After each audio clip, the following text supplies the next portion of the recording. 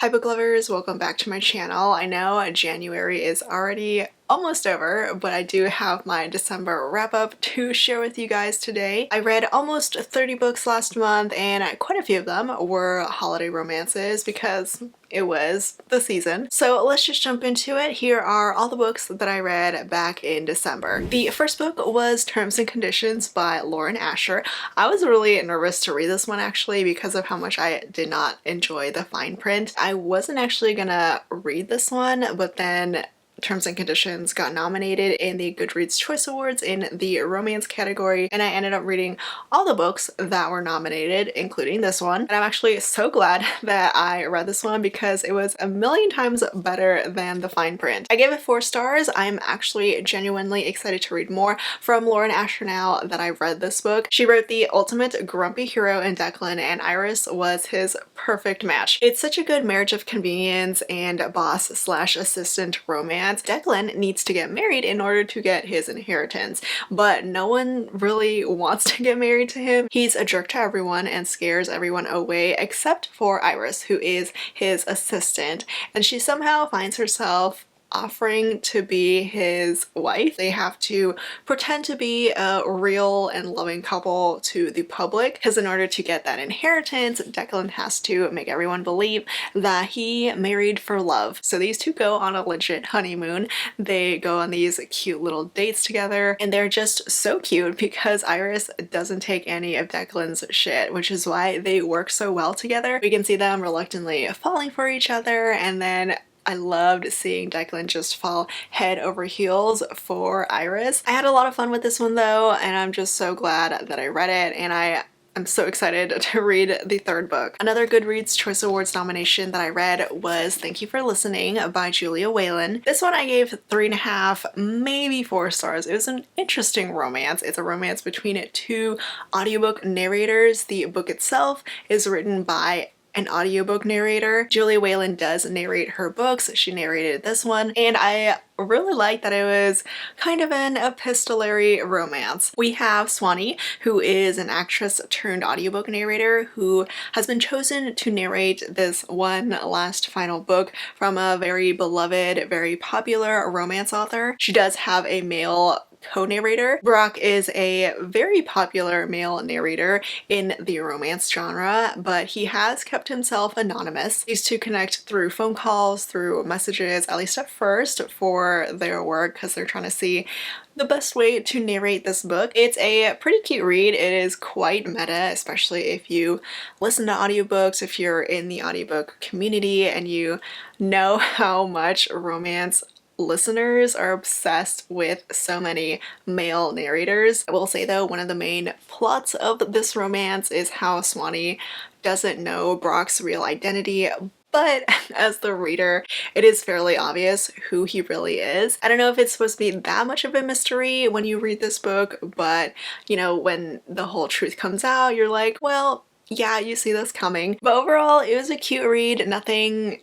mind-blowing or amazing, but fun to listen to, and the author did do a really good job with her narration. And then I read one of my Christmas romances. This is Single and Ready to Jingle by Piper Rain. This was my first time reading Piper Rain, and sadly it was just okay. I gave it 3 stars. It wasn't all that special. It had some good tropes, so it sounded good at first. It's got grumpy sunshine, it's a brother's best friend, but I never really grew to like this hero that much, even with his great British accent. So Andrew is Kenzie's brother's best friend, and they are set up on a blind date through an app, and they do not hit it off because she shows up to the date in her elf costume from work. She didn't have enough time to change, but she also didn't want to make Andrew wait too long for their date, so she showed up in her costume and he was such a jerk about it. He was extremely rude and condescending, mostly because he hates Christmas. But since the date didn't go well, they never really planned to see each other again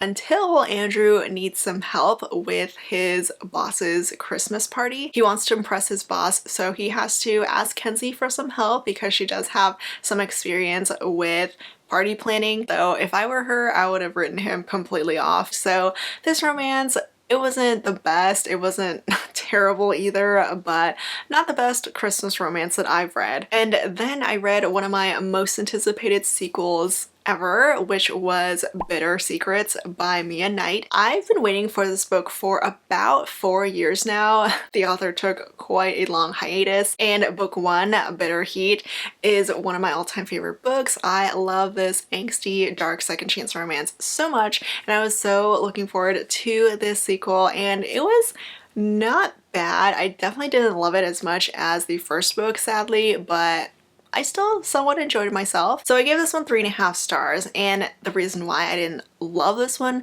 quite as much was mostly because the book is extremely slow. We don't get much of a plot because there's so many details. We get the literal day-to-day details of Roth and Jasmine's marriage again. So in book 2, Jasmine is forced into a marriage of convenience with Roth, who is her ex-husband, but he wants her back. He will do anything to have her back, which is why he forces her to marry him again. And Bitter Secrets is all about the first month of their marriage. It is only 4 weeks long, so we don't really get much of a story, but I was still really happy to be back with Jasmine and Roth again. I have been waiting for them for so long, and I just love how unhinged Roth is. Like, this man is insane. But what I did really love about this book was that we got some flashbacks. We go back all the way to when Roth and Jasmine fell in love for the first time. I'm just dying for the rest of the series now. We are getting 2 more books, so it's going to be a 4-book series. The author does plan to go back to her Crime Lord series first and finish that up before going back to this Singe series, which I'm not mad about. I read everything from mcnaught because I love her. I love her writing. I love her dark romances so much. But that's just a heads up for anyone who reads this series that we're probably gonna have to wait a little bit longer for the rest. Another holiday romance that I read was Kiss Her Once For Me by Alison Cochrane. This one I gave it 3.5 stars. I didn't enjoy it quite as much as the other Alison Cochrane book that I read last year, but it was cute, definitely fun for the holidays. It's an FF romance, it's a sapphic romance. The main characters met a year ago on Christmas Eve at a bookstore. It's a very cute meet cute, but somehow they fall in love in one night, which I was very surprised by. In present day, Ellie is struggling with money, but then her landlord offers her this really great deal. They'll enter a marriage of convenience for 1 year, so he'll get his inheritance and she'll get $200,000. Obviously, she accepts because who wouldn't for 200K? But when she goes with Andrew to visit his family for the holidays, Jack just happens to be Andrew's sister, and no one has any idea that Ellie and Jack were a thing. I really wanted to love this one more, but I struggled a bit with the romance. I didn't buy the we fell in love in one night on Christmas Eve thing, but I did like how dramatic and messy things get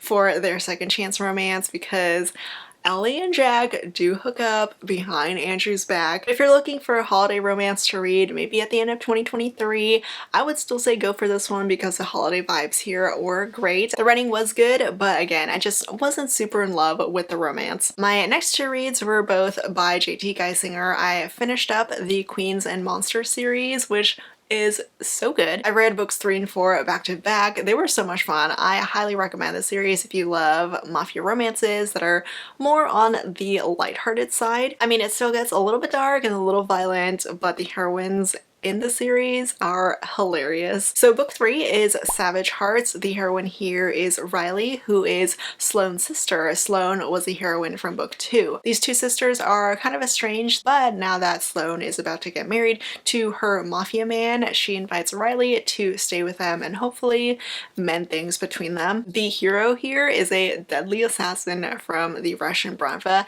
and he wants revenge against Sloane's new husband because he killed Malik's brother. So Malik has been keeping an eye on Sloane's house, and when Riley shows up, he thinks that she has been forced to live with them, that she's some sort of a slave, some sex slave. It is kind of hilarious because all Malik wants to do is free Riley, get her to safety, and she obviously doesn't need that. He does end up kidnapping her though, so it's another kidnapping romance in this series. Mal is actually quite the cinnamon roll mafia guy, because even though his job is to kill people, deep down all he wants to do is just take care of Riley and love her. So I loved him for that. They were adorable together, so this was great. I give it 4 stars. The final book in the series is Brutal Vows, which is book 4, and I also give this one 4 stars. It was another great read. This book is Spider's romance. Spider was in book 3. He's in the Irish mob with Sloane's husband. He works for Sloane's husband, and he was actually Riley's bodyguard in the 3rd book. He kind of fell in love with her. He thought he was in love with her, so he felt really bad when she was kidnapped by Malik. Now he wants nothing to do with love, and he agrees to enter a marriage of convenience with an Italian princess from a rival Italian mafia family. Only thing is, instead of wanting his new young bride, he wants the bride's aunt instead, who thankfully is much more age appropriate for Spider. So Reina is a widow, but she's actually a badass in the mafia world. Reina and Spider go head to head constantly in this book, and it's so entertaining. These sparks are flying between them. They're so hot together. There's also a lot of things happening in the mafia world that do connect back with the first 3 books. Overall, I thought it was a great ending to this mafia romance series. I had a lot of fun with it, even though I didn't love book 1. That's definitely my least favorite of the series. The rest were fantastic. My next read is a Judith McNaught book. I read a contemporary romance from her. I read Paradise, and I give it 4 stars. This one I've been really looking forward to because it's a second chance romance, which is my favorite, and I love Judith McNaught. It's quite the long read, like over 500 pages, and it definitely didn't need to be. There are so many details about everything, but that's just Judith McNaught. She loves to write all the details. So this is a second chance romance between Meredith and Matt. These two met and fell in love when they were really young, but he was from the wrong side of the tracks. She does get pregnant and they were about to get married, but then she unfortunately loses the baby and her father interferes, and this causes Meredith and Matt to never speak to each other again for a decade. Now in present day, Meredith is a total boss girl. She has been aiming for the role of CEO, which her father currently holds for their family's company, which is a department store. Matt himself has become a very wealthy self-made man. Their reunion is very hostile. These two hate each other, so it is super messy, so angsty. I loved it. If you can get past all the descriptions and the wordiness from Judith McNaught, I feel like you would enjoy this one if you like second chance romances. I mean, I did, and I loved the ending so much. I don't know how Judith McNaught does it, but every time I read her endings, I get choked up. They are so beautiful. And then I finally read Before I Let Go by Kennedy Ryan. It's the start of a new series, the Skyland series, and it was a great start. I gave this one 4 stars. It's a second chance romance between a formerly married couple who do share custody of their kids. It's kind of angsty, but also kind of not. I don't know how to describe it because it has some drama, especially other women drama, but at the same time it tackles a lot of serious topics like any other Kennedy Ryan book, all of which were handled beautifully here. If there's one thing you can count on from Kennedy Ryan, it's getting a very meaningful and thoughtful read with a great and hot romance. So here a few years ago, Yasmin divorced the love of her life because she was spiraling into a depression after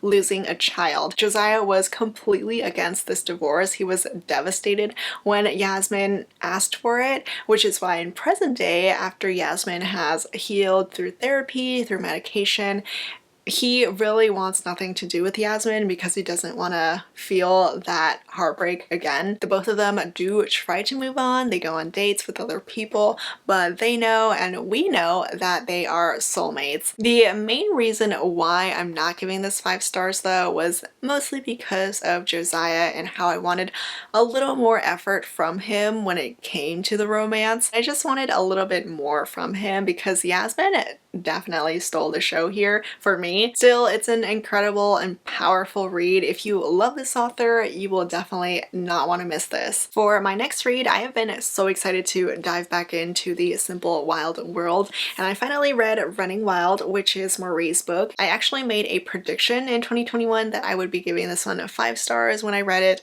and spoiler alert, I did not. I gave this one 4 stars. So it's not as good as Kala and Jonah's romance, but I still enjoyed myself, and I especially loved all the dogs in this book. So the romance is interesting because it's between a veterinarian and a professional musher, which I think this is the first time I've ever read one in a romance. So here Marie is a vet who just wants love in her life, and then a new arrival shows up in her small Alaskan town and they get off to a terrible start, mostly because Marie thinks that he abuses his animals, which he does not. Tyler is a musher. He enters dog sled races and he's really good at it. These two eventually do form this sort of truce, a friendship, mostly because Tyler is not over the death of his wife, and he even plans to race in the Iditarod for his late wife. So this book is slow burn. It is so slow. It's also a pretty low drama book. It's got very different vibes from The Simple Wild. I really wish we had gotten Tyler's point of view here because I feel like he wasn't in the book enough, at least not enough for me, but I'm still happy we got this one and I'm glad I read it. And then I read one of my favorite reads of 2022, which is The Frat Boy by Nikkii Sloane. I love this book. It was so much fun to read. It's an enemies to lovers romance.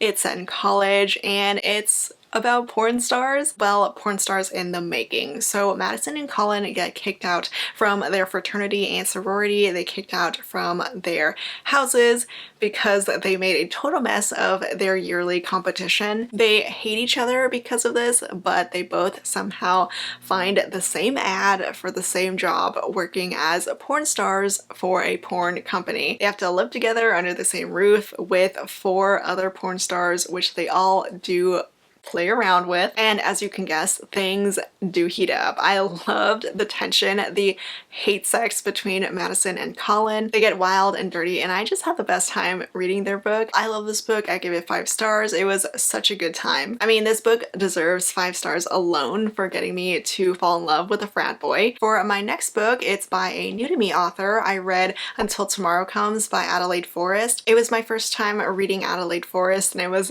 so wild, but so good. I gave it 4 stars. It's a dark mafia romance, the first book in the Beauty and Lies series, which does follow the same couple. The hero Rafael is this powerful Spanish mafia leader known as El Diablo, and as soon as he lays eyes on the heroine, he claims her as his. Doesn't matter that she is currently underage. He claims her, but he does hold off until she turns legal. He sets it up so that he sends one of his younger henchmen to attend the same school as Issa to keep an eye on her and, you know, report back to Raphael about what she's doing. He is a psychotic, obsessed hero, to say the least. Then when she finally does turn 18, she goes on this little vacation to Ibiza, which is where Raphael lives, and she has no idea that this all has been planned by him, that them meeting for the first time is not just a coincidence. And at first, Raphael does try to make Issa fall in love with him genuinely, but in the back of her mind, she does think that something is off, especially with Raphael, because girl, there is. It gets crazy and over the top, but I had so much fun reading it. Raphael is so entertaining to read. I love a good obsessed hero, though he's more like a villain in this series, but that's partly why I like him. So this was a great first read for me from Adelaide Forrest. I've already read the second book, but I'll talk about that one in my January wrap-up whenever that comes, and I'm probably going to end up finishing the rest of the series very soon. My next read is Ashton Parker Doesn't Fail by Ashley Herring Blake. I give this one 4 stars, though I will say I think I probably like Delilah Green slightly more than this one, but it's still a good, solid read. It's book 2 in the Brightfall series. It's another sapphic romance in the series, and we have a very opposites attract kind of romance. Astrid is currently trying to make something of her life, of her career. She gets a big opportunity to be this lead designer on a home improvement reality TV show. The only thing is that she doesn't get along with the lead carpenter, who is also the inn owner's granddaughter. There's some slight hate to love vibes here. Whenever Astrid wants something done for the inn, Jordan wants the complete opposite. So there's some great banter between them. Jordan's character was interesting. It took me a little while to warm up to her character. You would think that it's the opposite because Astrid is the uptight one between the two, but because I already read about her in book 1, I already knew what to expect from her character. But with Jordan, it felt like we were only shown the surface of her character. We didn't really dive deep down into her character until at the very end. But that's really my complaint about this book. I liked Astrid, she was great. So if you liked Lila Green, you should definitely still read Astrid's book. I'm really excited for Iris. She seems like the most interesting of the 3 best friends. I read yet another holiday romance. This is Drama King by Penny Reed. This is the second book, the second standalone in the 3 King series, which are all gonna be Christmas romances, and each book is about one of the 3 guy best friends. Drama King is Cyrus's romance. Cyrus is the resident Hollywood actor. He is such a teddy bear. If you love a lovable, cuddly, sweetheart hero, you're gonna like Cyrus. He is a big movie star. He was in this superhero movie, so he's blown up, and he ends up falling for his new bodyguard. So it's a bodyguard romance, a female bodyguard romance, which I love to read. It's towards the second half of the book when these two get snowed in for Christmas, and those are when you get the Christmas holiday vibes. But otherwise, it's a really sweet and slow burn romance, lots of longing on both sides. And we also get a little tease for who's gonna come in the 3rd book, and I can't wait for it. I then finally read A Lady for a Duke by Alexis Hall. This book was so precious. I loved it. I gave it 4 stars. It's such a soft historical romance. It's definitely the kind of read that makes you clutch at your heart while you're reading it. We have a trans heroine who everyone except for 2 of her family members thought died as the man that they knew in war. And it was actually like she died because she got a second chance at life. She got to live her life as herself, as Viola. Her childhood best friend, Justin, who also went off to war back then, has never been able to get over this loss. And because Viola has never been able to see Justin since she died, she has no idea that Justin has been living like this. At least not until she finally shows up at his estate as a sort of companion to help Justin's sister, who, by the way, I love so much. She is adorable, so sweet, and so protective of her brother, even though she's the younger sister. But anyway, Justin does not recognize Viola, at least not at first, but they do form this beautiful instant connection. The romance that slowly develops between them is so wholesome and sweet and precious. It was so nice to read. So this book had a lot of great things going for it. It was equal parts angsty and sweet. It's got the perfect amount of drama to it. It was a fantastic read. And so far, this is my favorite book from Alexis Hall. The next book that I read is yet another top favorite of 2022 for me. This is 'Tis the Season for Revenge by Morgan Elizabeth. I gave this one 4.5 stars. This book had been shoved into my face so many times, so I finally decided to read it and loved it. Abby, the heroine, she gets dumped by her boyfriend on Halloween. She gets dumped in the most cold way, and she comes to realize that her ex was awful. So she decides to hatch a little plan of revenge. She will find a way to get in with his boss. She'll start dating him and form this relationship with him so that he'll bring her to their office Christmas party, their yearly Christmas party that her ex never brought her to. The steam between them was incredible. Damien's dirty talk was chef's kiss. The romance was so sweet and so charming. I loved how perfect these two were for each other. So this was a fantastic read. I can definitely see why so many people loved it. I definitely did. If you haven't read this book yet, you definitely need to. You could save it for this coming Christmas, but you could also just read it right now. I read yet another holiday romance. This is Season of Love by Helena Greer.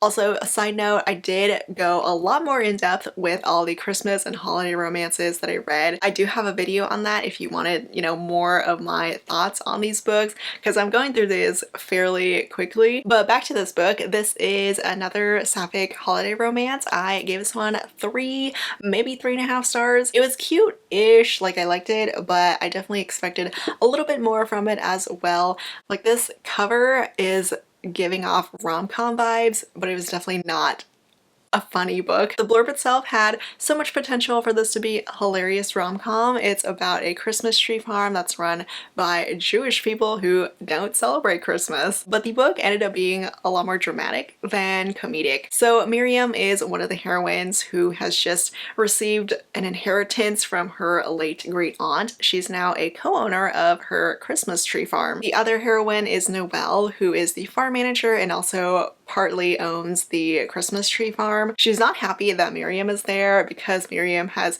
ghosted her family and her friends for years. There's a lot of tension between these two because of this, but it's not quite as hallmarky as I expected when it comes to a holiday romance. First off, both of them have some serious issues from their past, and second, it is so slow burn, and third, it is fade to black. I was devastated when I saw that it was fade to black. But when they did finally get together, they were pretty sweet. I'll give them that. My next read is a Christmas romance novella. This is My Present This Year by C.R. Simone, and it was perfect. It was exactly what I wanted in this novella. So I gave this one 5 stars. It was such an easy 5 stars. This novella is literally inspired by that incestuous Folgers commercial.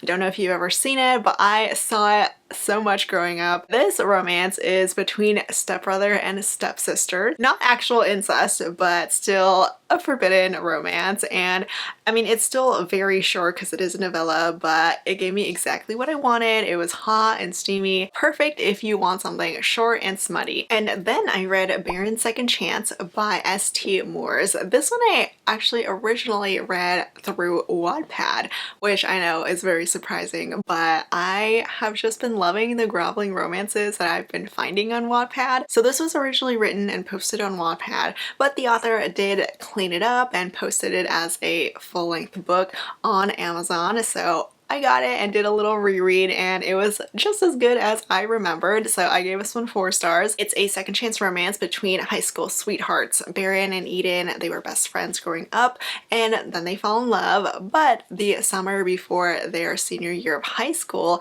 Baron kind of starts to pull away. Baron does end up cheating on Eden. He doesn't go all the way to sex, but he does start to spend more time with another girl and kisses her. Everything but the ultimate act. So Eden dumps him. She's done with him. And honestly, that was the best decision of her life, because when she went to New York City to kind of lick her wounds with her family, she was discovered by a modeling agent. And soon enough, after she graduates high school, she is this really big and popular model. She goes on to live her life to the fullest. I love that she moved on to other men, but then now in present day, she has returned back to their small town. This is really the first time that they're back together in the same space, and Baron is feeling all the angst over it because he knows he made the biggest mistake of his life when he betrayed Eden. He still loves her, he is still pining over her, and he has a lot of groveling to do because she does not make it easy on him, which I always love to see. So it was a great groveling romance. The writing wasn't bad. It is fairly simple, but it gave me what I wanted, so I was happy with it. I read another sort of groveling romance, which is The Lone Wolf's Rejected Mate by Kate C. Wells. I've been so excited to read this book because I love the first book in the 5-pack series. This new one is the 3rd book. We're finally getting Mari and Dara's romance. Also, I am completely butchering the hero's name. I don't know how to pronounce it. This couple has been teased since book 1. I'm so happy we finally get them because I had a lot of fun with it. It's another paranormal romance, a shifter romance. We have age gap and grumpy sunshine, and of course the rejected mates trope, which is at the center of this series. Dara has known that Mari is his mate, and he's known it for a really long time, but she's just too young and too innocent and pure for him. He is a very tortured hero. He has a tragic past, and he lives as a lone wolf. Even though he totally could be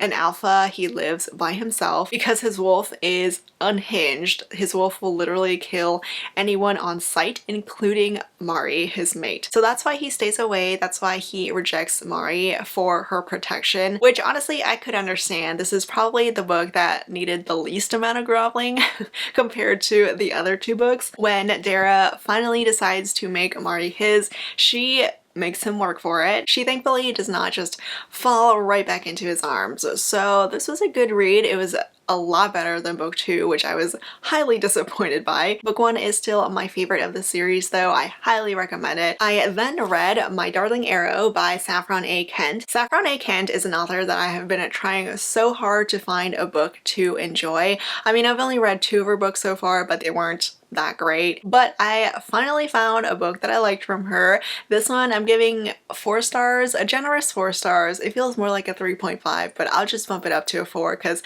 I did love the audiobook for it. I know if I did try to read this one as an ebook, I probably wouldn't have enjoyed it as much, but the audiobook saved it for me. This is book 1 in the St. Mary's Rebel series, and I was surprised by how much I liked it because I've read the prequel in the series and wasn't a huge fan. The books are basically about a group of girls who become friends at this all-girls reform school. Salem, the heroine here, is sent to this reform school because she stole money from her guardian, who is also the hero's mother. And to make things even more complicated, Arrow, the hero, is Salem's sister's boyfriend, though they have been broken up by the beginning of the book, or at least the present day of this book. So Salem is that girl who has been in love with her sister's boyfriend for the longest time. Normally, I'm not the biggest fan of the whole sharing between sisters kind of romance, just because I have a sister, and while it is still quite cringy to read, I kind of just had to push it out of my mind to be able to enjoy the book. It is a forbidden romance between Arrow and Salem, not just because of the whole sisters ex thing, but also because Arrow, who is this professional, a big professional soccer player, he's just been hired as the temporary soccer coach at Salem's school and is now Salem's coach. There's a lot going on here, so much drama, and we have a very dramatic heroine. I gotta be honest and say that Salem was kind of pathetic with how she was in so much unrequited love with Arrow, who has literally never looked twice at her. So this heroine, I was just like, why are you like this? But thankfully the author does make it clear that Salem doesn't come in second place to her sister. I did end up believing that Arrow really did fall in love with Salem and that she was the right one for him. The sex scenes were also very cringy to read, and I know I'm saying all these bad things about this book, or at least not so good things, but somehow it all worked out. So I'm giving this a generous 4 stars just because I'm impressed that I liked it. My next read was Circling Back to You by Julie too. This one I gave 3 stars to. I was looking forward to this one just because it sounded so cute and right up my alley. It has all the good tropes. It's got friends to lovers, office romance, and fake dating. And in the end, it was okay. I could feel the friendship a lot more than the romance, if I'm being honest. The main characters here are Cadence and Matt. They are office besties. They work at this real estate company. These two are eventually sent on a business trip together to their small town where Matt asks Cadence to be his fake girlfriend when they go visit his family. So they have to be a fake girlfriend and fake boyfriend to his very big and very nosy Filipino family. And it's while they're fake dating that they finally come to realize that, hey, I might actually like you a lot more than as a friend. The romance is pretty predictable from there. You can guess exactly how it goes. Matt's family was really entertaining. They were the highlight of this book for me. Even though there are a ton of them, they're a really close-knit family and you could feel that in this book. I would say read this one if you're looking for something easy and predictable because, hey, sometimes that's what people are in the mood for. And then I read Memories of a Life by Julie Ann. This is the sequel to Pieces of a Life. This is the final book in the Josie and Colton duet. I loved book 1, but for some reason it took me forever to get to the sequel, but I finally finished it up and it was another fantastic read. I gave it 4 stars. Was it as amazing as the first book for me? No, that one I gave 5 stars too, but I still love the way that this ended up playing out. It was very different, very unique. I won't say too much about it just because there are so many spoilers for this duet. And book 2 is where it's mostly about that paranormal aspect. As a whole though, I did really love this duet. It is different and weird and unique, which honestly you could probably describe for any Julianne romance. I read yet another Christmas novella. This is Last Christmas by Lola Rock. The author gave this out for free for the holidays, so I snatched it up because I loved her Pack Darling duet. It's reverse harem and paranormal. The heroine is Faye and she's been trapped in this giant mansion, which is where the human heroes discover her. It is, again, a very short novella, so there's not much plot or character development at all, but I love the vibes of it. I need more of their story. And then my next two books, I finally read Elsie Silver for the first time. I decided to read her at the end of December to see maybe if I fell in love with them, I would add them to my top 22 of 2022. I didn't end up doing that, but I still had such a fantastic time reading Flawless and Heartless. I gave both of them 4 stars. So with Flawless, which is book 1 in the Chestnut Spring series, it gave me all the good feels. The romance is super cute, lots of good banter, and the hero at first is kind of a jerk but is ultimately a good guy. All the guys in this series are good guys. Red is a professional bull rider and he gets himself into some PR trouble, so his agent gives him a babysitter in the form of the agent's daughter. Red is not happy to have someone following him around 24/7, which is why he isn't exactly welcoming Summer with open arms to his home. His family does though. They live in this small Canadian town. They work on a farm. I mean, these heroes are cowboys. Brett's whole family is great though. We meet his dad, his 2 brothers, the brother's best friend, and also his nephew, who are all amazing. The dynamics between the Eaton family members are so precious and so funny. I love them. But back to the romance, there's a ton of good forced proximity between Summer and Red. They are living fairly close together. Summer has to keep an eye on him and the tension between them just keeps racking up the longer they spend time together. The romance was just very feel good, almost fluffy, but nothing overly too sweet. Overall, it was a great first read for me from Elsie Silver and I immediately went to go read book 2 after finishing this one. With Heartless, I liked it just a teeny bit more than Flawless just because I'm a sucker for single parent romances and adorable kids.